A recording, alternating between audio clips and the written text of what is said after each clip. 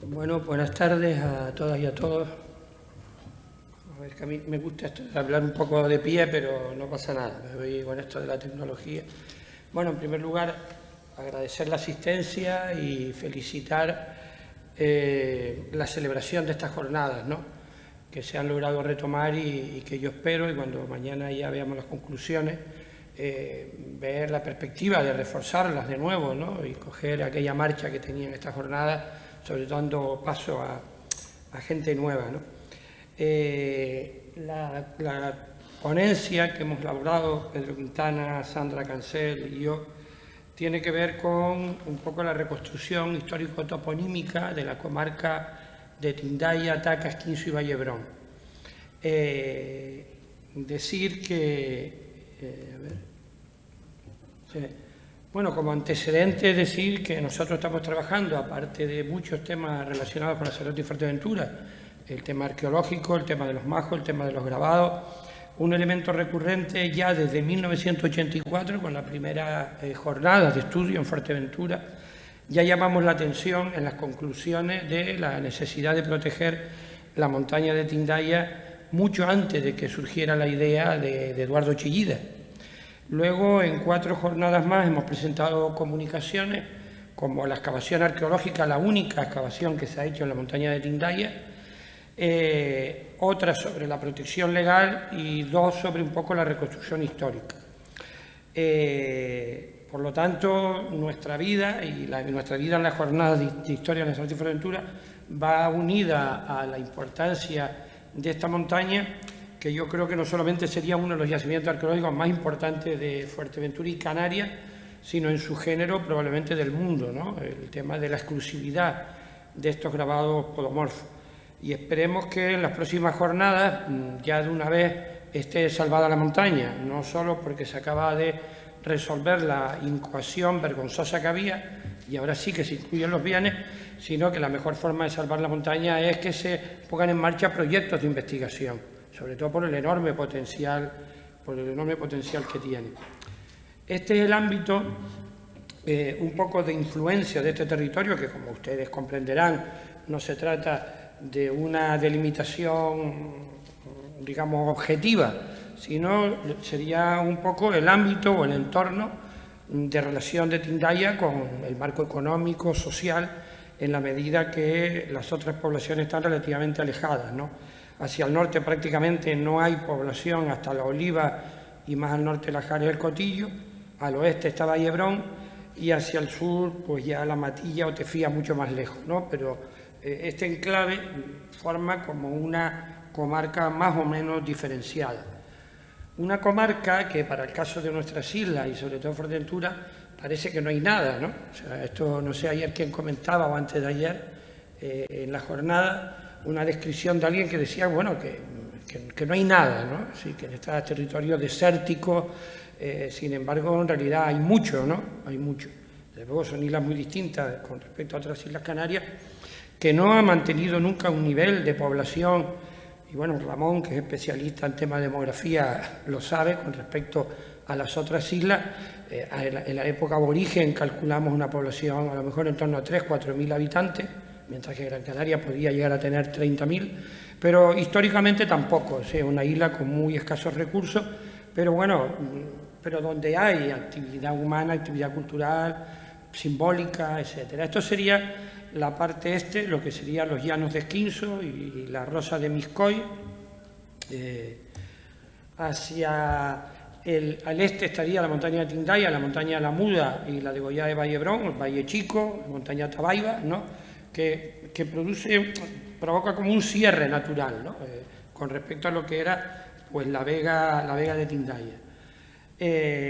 Hacia el norte estarían los tableros que hay, un poco cerca, que tienen mucha importancia con respecto a la actividad que se desarrolla fundamentalmente en el siglo XVII y XVIII con el grano, la montaña de Escanfraga y La Oliva.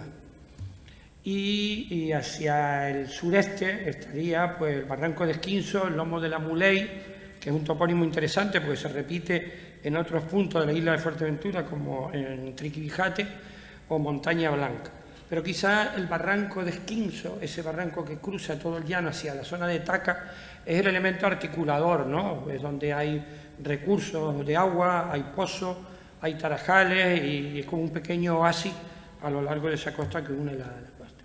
Y luego hacia el sur, pues la montaña de Tagosote, que es un topónimo que en este trabajo toponímico recogimos, aunque hay gente mayor que aún lo utiliza, pero ha desaparecido, que es la montaña que se ve a la izquierda, debajo de la muda, entre la muda y Montaña Quemada, y la Ventosilla. Luego también estaría hacia el este, los llanos de Esquinzo, la Rosa de Micoy y la costa de Tebeto, es decir, que Tebeto junto con Jarugo son de los sitios también importantes de toda esta comarca. Además, donde en el caso concreto de Tebeto hay un yacimiento importante de piedras hincadas y en Jarugo hay una gambuesa muy importante donde se desarrollaban las grandes apañadas, ¿no? Que incluso en el siglo XVIII también se hablan de apañadas en Taca, en la gambuesa de Taca. Por lo tanto, todo eso, lo que se llama aquí en Lanzarote y Fuerteventura la costa, que no necesariamente tiene que ver con lo que está pegado al litoral, sino con todas esas zonas improductivas de especialización ganadera, pues era una zona muy importante, esta zona de Tindaya. Trabajamos para reconstruir la toponimia, pues toda la cartografía histórica que había, algunos mapas, el del 45 y el del 48, yo los he trabajado aquí en Lanzarote y tienen bastante interés, son muy, hombre, alejándonos ya de la cartografía que se emplea hoy en día, estos mapas de mediados del siglo pasado, algunos de ellos lo hacían militares, haciendo entrevistas orales a la población que había por ahí, y se recogen muchos topónimos que hoy han desaparecido en estos mapas de esa época. Con respecto a toda esta zona, la época de los majos, pues era muy importante, ¿no? Muy importante. En primer lugar, la montaña de Tindaya, que tiene más de 300 grabados podomorfos exclusivos. En principio no conocemos otro tipo de grabado, que hay muchos en este entorno, líbico bereber, latino, alfabético, grabados de barcos, simbólicos, juegos, pero en el caso concreto de Tindaya se concentra la mayoría, aunque hay otras estaciones de podomorfo en Betancuria, en el barranco de Esquinzo en el sur, en Lajares, ¿no? En el Lajial, y aquí en Lanzarote, que vimos una ponencia pues ayer en la Pilleta del Majo y en la zona de Femé. Pero vamos, en Tindaya es donde se concentra el gran yacimiento relacionado con los podomorfos. En este contexto, pues aparecen muy próximos grabados alfabéticos, de estos que llamamos líbico berber y latino, o dicho de otra manera, inscripciones con caracteres latinos, que seguramente está hecho por la misma gente, porque aparecen en algunas piedras en Tierra Mala y aquí en Lanzarote, en Tenésera y otros sitios, las dos escrituras, son dos escrituras probablemente de una misma lengua, la amasig, y aquí pues está en el Barranco del Cavadero, en fin, lo que sería la presencia en Fuerteventura de, no me gustaría decir de los romanos, sino del fenómeno de la romanización, porque en realidad no eran romanos, podían haber sido de Cádiz, o lo que yo creo que fundamentalmente eran lixitas, o de toda la zona de la fachada atlántica, que ya estaba romanizada en la época de Juba II, ¿no? Y aquí está pues, el yacimiento de Lobo que hemos comentado estos días. Esto es parte de la cultura material que hemos visto hasta esto apareció cerca de Tindaya, el ídolo, la cueva de los ídolos, este tipo de cerámica, el togio, los tabajostes, y las dos imágenes de arriba es importante porque Tindaya no solo es la montaña, como me tocó a mí ir al juicio de la denuncia que presentamos a la incoación del BIC, y todavía algunos investigadores incluso dudaban de que habían ya restos arqueológicos en la propia montaña, sino que hay que caminar y verlos, ¿no?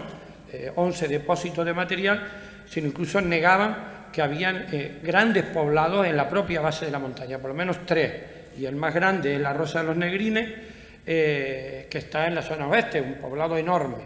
Por lo tanto, hay que empezar a pensar a Tindaya no solo como un elemento aislado, vinculado al mundo del culto, sino en un contexto donde vive gente.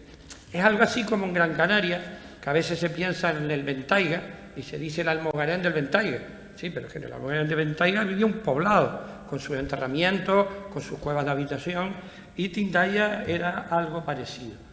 Nosotros ahora hemos presentado y queremos volver a presentar un proyecto de investigación, porque de luego cuando se empiece a investigar en Tindaya probablemente sea el mejor momento en que ya nos olvidemos de la obra de Chillida, Sí, se han gastado 38 millones de euros sin tocar, 38 millones de euros, es decir, 7 cuevas pintadas sin tocar una piedra y no se ha investigado nunca, salvo lo que hicimos nosotros. Y creemos que es fundamental, ¿no? Ya estuvimos hablando con Aitor, el tema de la fauna que aparece en la microcerámica en estos depósitos, que tiene mucho interés. Esta fue la excavación que hicimos en el año 99, que como anécdota nos mandó el gobierno, la Guardia Civil, ahí a pararnos, y al final no pasó nada, se publicó, tenemos fecha de carbono 14 y hasta la fecha es el único trabajo que se ha desarrollado ahí.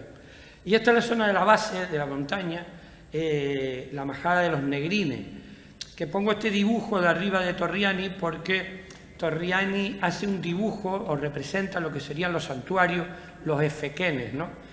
El término efequén, bueno, Manolo Lobo, que se acaba de ir en uno de los protocolos que él publica y en otro, es muy interesante porque sabemos al menos que es un inmueble, porque se hacen compras y ventas de terrenos en un sitio donde venden una casa, una era, un aljibe y un efequén, ¿no?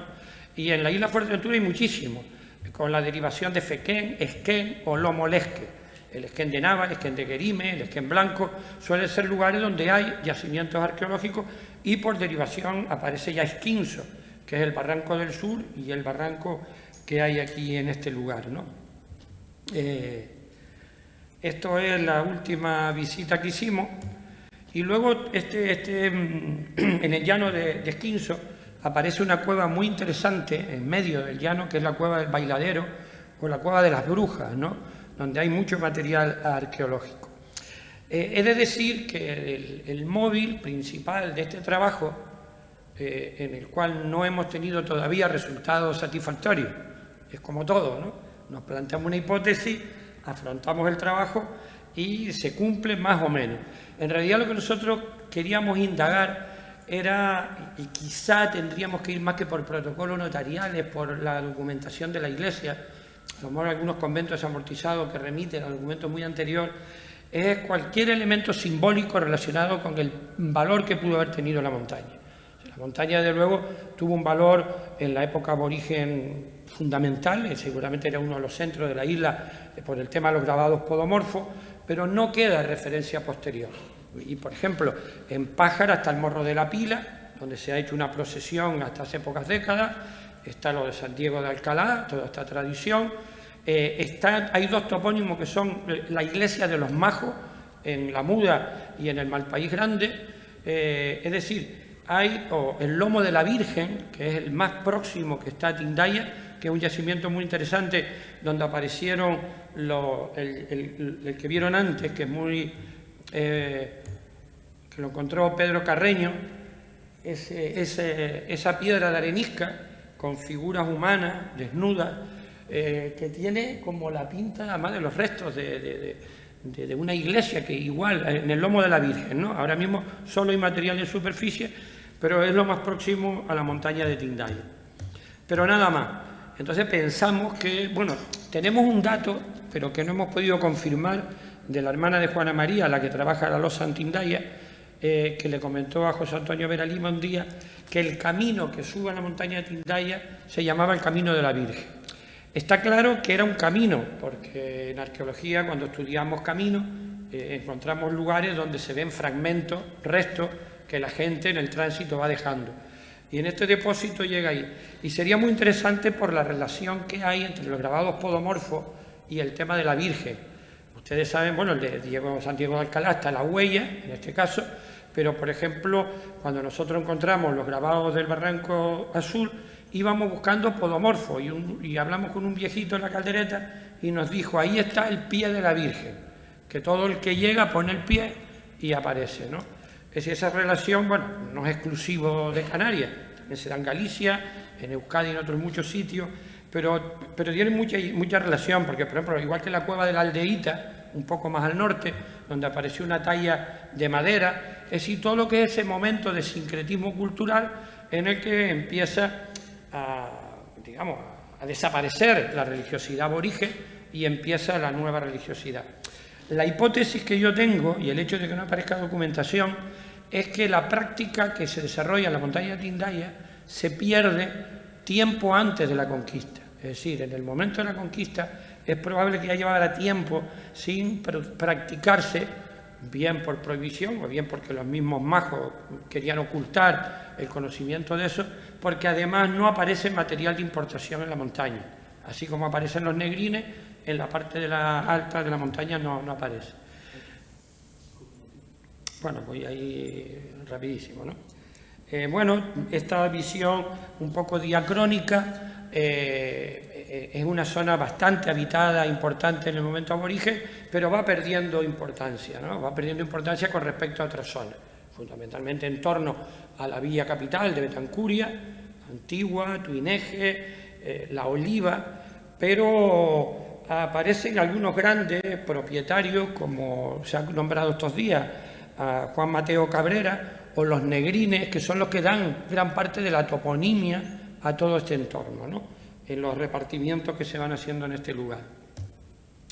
Voy a ir rápido. Estos son algunos de estos repartimientos que se dan con topónimos muy interesantes como Gujundajo, Tagazote, el Valle del Cise, que quien ha trabajado en los documentos, los protocolos notariales, saben que aparece muchísimo el topónimo Cise, que se ha creído, era una teoría que tenía Agustín Pallares, que deriva de dices, los dices, pero son sises, ¿no? Ha aparecido mal topónimo directamente, y es una pared que se hace pues para cular el ganado en un borde de montaña, y se venden los sises, ¿no? Y está el sisito, la degollada del sise. Esto es muy interesante, un documento de 1623, donde un vecino de Vallebrón que vende un pedazo de tierra en la aldea y estancia de criadores que dicen de los negrines. Así que hasta el siglo XVII estaba habitada esta zona del entorno, ¿no?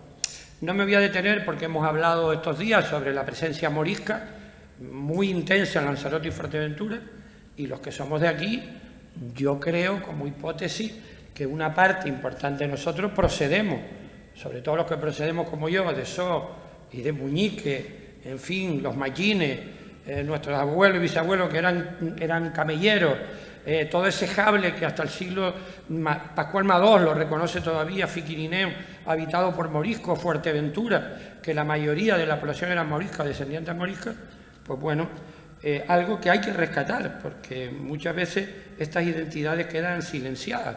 Es como hablábamos con Manolo Lobo hoy, los capitanes de las milicias, Gaspar de Samarín y luego Luis de Samarín o Pedro Berrugo, que es un morisco, adalid, que va allá, viene y al final termina teniendo esclavos y le da nombre a una playa de abajo de Papagayo y de Tiagua, ¿no? La montaña de Berrugo. Estos son fundamentalmente los recursos, voy a ir rapidito, fundamentalmente el ganadero, ¿no?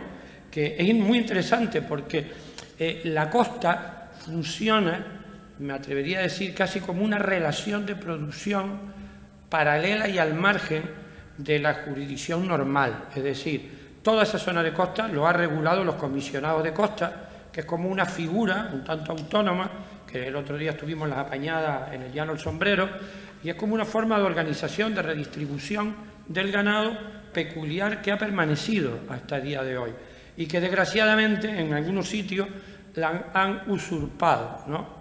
Era muy normal esto de que se quedaran con nuestras costas. Fue una de las causas de que aquí en Lanzarote creciera el jable, por la usurpación de los potentados de Arrecife, sobre todo en su lucha con la capitalidad de la villa, con el tema de la barrilla para quemar, y desmontan toda la vegetación comunal que había en toda esa costa del Sol. Bueno, estos son los reductos de las gavias. Esto que van a ver es Fuerteventura, un día de lluvia en Tindaya, y en algunos barrancos donde se forman posetas. Esto, algún otro recurso, voy muy rápido. Voy terminando. Otra página interesante es el trasiego permanente de población entre las dos islas, ¿no? Y uno muy importante fue la erupción volcánica de Lanzarote, es decir, donde se desplaza más de la mitad, aunque les prohibían al principio salir, al final se va casi toda la población de la isla, y las actas del Cabildo de Fuerteventura son muy entrañables, ¿no? En el sentido de decir, cuidado que está entrando toda la gente de Lanzarote con sus ganados sin marca o con otras marcas y se forma una pelotera, ¿no? Pero al mismo tiempo dicen que tenemos que tener solidaridad con la gente de Lanzarote, que en época de escasez atendieron la necesidad de los de Fuerteventura. Ustedes saben, Playa Blanca y Corralejo, los Caraballos, los Figueroa es la misma población. Y hemos encontrado cerámica del Mojón en muchos puntos. Esto es la población que se desplaza. En Tindaya tenemos 3 vecinos, pero prácticamente llegan, o sea, el 35% de los nacimientos en la parroquia de La Oliva, en esos años posteriores al volcán, son de Lanzarote, el 35%. Y llega un 20% abajo en la parroquia de Antigua, ¿no? Por lo tanto, hay una transformación muy importante. Y un vínculo histórico, como por ejemplo los Coroneles, que es curioso cómo los Coroneles tienen además tierra en Lanzarote, en la zona de la Jeria, y es uno de los que encarga en sus terrenos hacer la ermita Nuestra Señora de Gracia, en el oratorio, que también es un topónimo de Tindaya, y curiosamente la ermita de la Jeria, Nuestra Señora de la Caridad, es la ermita de Tindaya, ¿no?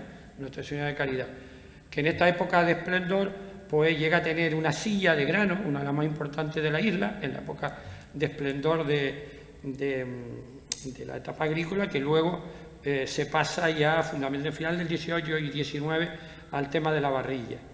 Esto soy yo de chiquitito en Uruguay, y los de arriba son mis abuelos, para hablar, como decía Ramón antes, de que se va la población prácticamente, al principio del siglo XIX se van 10.000 personas de Lanzarote y Fuerteventura al Río de la Plata, y luego la emigración a Gran Canaria.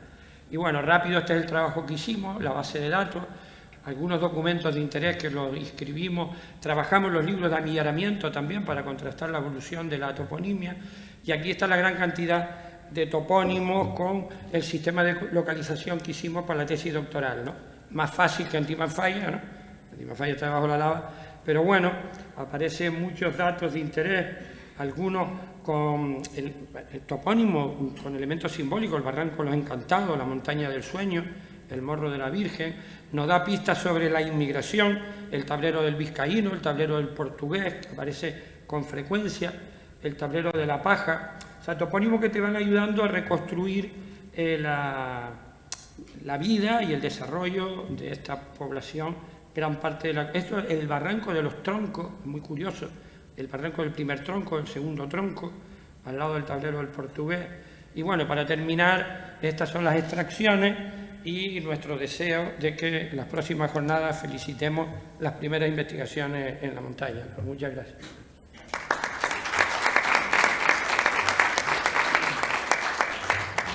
Pues muchas gracias a Pepe. Y bueno, si alguien tiene alguna pregunta, como siempre, ahora es el momento. Sí, Aitor.